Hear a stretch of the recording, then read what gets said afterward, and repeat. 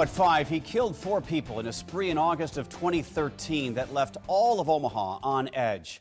From a double murder in South Omaha to the killing of a former inmate north of downtown and the gunning down of a West Omaha mom. Now a 3-judge panel is deciding the fate of Nikko Jenkins. And the big question, will he get the death penalty? Senior reporter Jake Wizakowski is live at the Douglas County Courthouse with the story today. Jake. Well, Craig, most of the morning is spent on deciding if Jenkins is competent because he had a low IQ test about 10 years ago. Well, eventually they are able to move forward with that hearing. Life or death will be up to the 3-judge panel in the case against convicted spree killer Nikko Jenkins.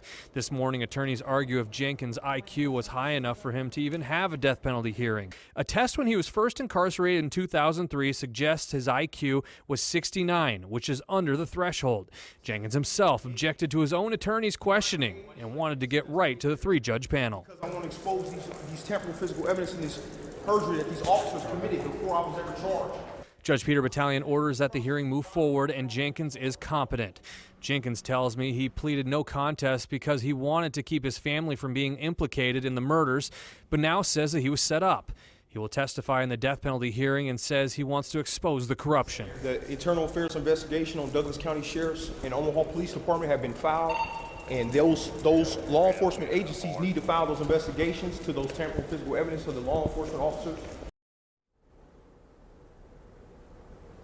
And prosecutors say that there is enough evidence to show that he committed these murders and that there are also 9 aggravators that may be proven here in front of the judges. That 3-judge panel would then have to deal with mitigators if they do find that any of the aggravators are there. Now, the witnesses started today with a Tecumseh corrections officer who was actually assaulted by Jenkins. Jenkins was convicted of assaulting him in 2009 when he escorted him to a funeral in Omaha.